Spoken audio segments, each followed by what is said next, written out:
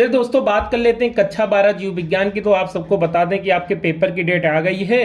तो आपको तैयारी अच्छे से करने के लिए जो बायोलॉजी में 1 नंबर के ऑब्जेक्टिव क्वेश्चन हो गए, अति लघु उत्तरीय क्वेश्चन हो गए, उनकी तैयारी भी अच्छे से करना होगा अगर अच्छे नंबर लाने हैं एग्जाम में। तो चलो इंपॉर्टेंट क्वेश्चन इसमें लिए हैं मैंने। बोर्ड पेपर में जो पूछे गए क्वेश्चन आंसर्ड पेपर से लिए क्वेश्चन है, इसमें एक एक क्वेश्चन की बात कर लेंगे और इनको अच्छे से तैयार कर लीजिएगा।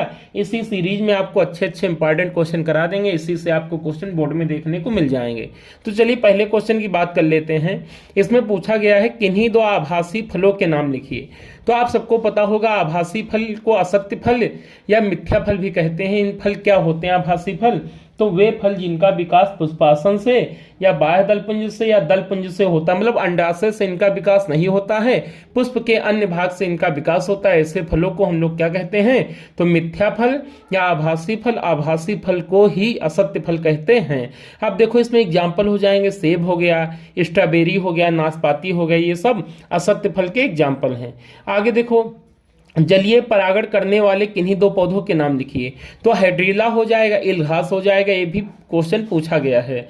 आगे देखो, पुष्प में दलपुंज का कार्य क्या होता है?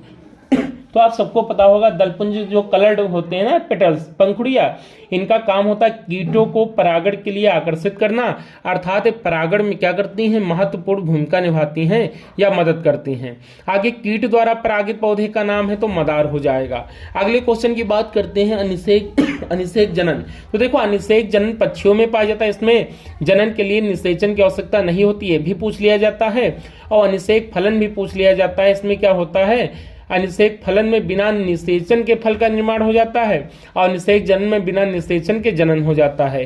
अब अनिषेक जनन में एग्जाम्पल याद रखेंगे, मधुमक्खी हो गया, टर्की नामक पक्षी हो गया, कुछ छिपकलियों में हो गया और रेक्टिफायर में हो गया।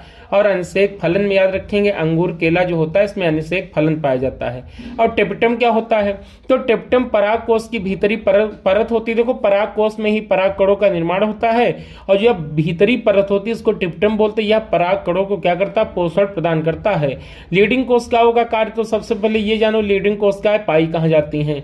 तो लीडिंग कोशिकाएं जो वृषण होते हैं उसमें पाई जाती है। टेस्टोस्टेरोन नामक हार्मोन्स का स्रावण करती, टेस्टोस्टेरोन और एंड्रोजन।